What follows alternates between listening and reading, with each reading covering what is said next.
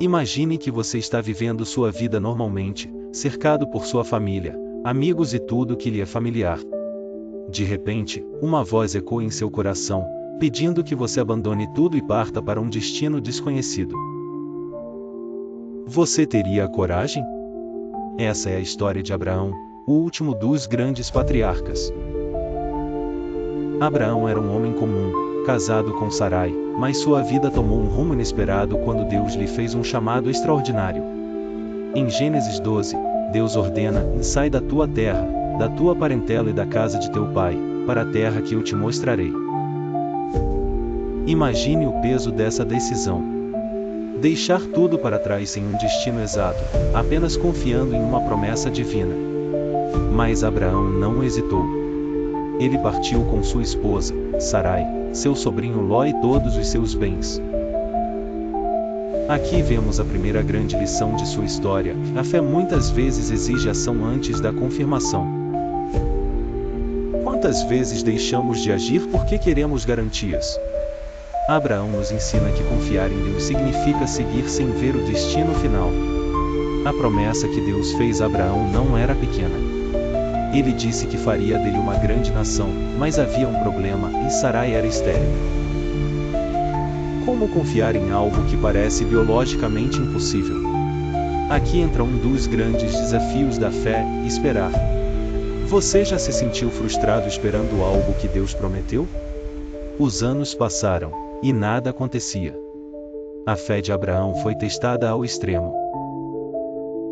Em um momento de dúvida, Sarai sugeriu que ele tivesse um filho com sua serva, Agar. O resultado foi Ismael, mas ele não era o filho da promessa. Isso nos ensina algo fundamental: quando tentamos ajudar Deus, podemos gerar problemas que não estavam nos planos divinos. Mesmo após esse erro, Deus renovou sua promessa. Em Gênesis 17, ele muda o nome de Abrão para Abraão, que significa pai de muitas nações, e Sarai para Sara. Então, veio a declaração chocante: aos 100 anos, Abraão seria pai. Como reagir a algo tão absurdo? O riso de Sara revela o quão inacreditável era essa promessa. E então, o milagre aconteceu. Aos 90 anos, Sara deu à luz Isaque. Você consegue imaginar a emoção desse momento? A espera de décadas finalmente havia chegado ao fim. Aqui, aprendemos que Deus nunca falha, mesmo quando tudo parece impossível. Mas a história não para por aí. Deus decide testar Abraão de uma maneira extrema. Em Gênesis 22, Deus pede que ele sacrifique Isaque, seu filho amado. Esse pedido parece cruel e ilógico, mas Abraão não questiona. Ele sobe ao Monte Moriá, amarra Isaque e levanta o cutelo.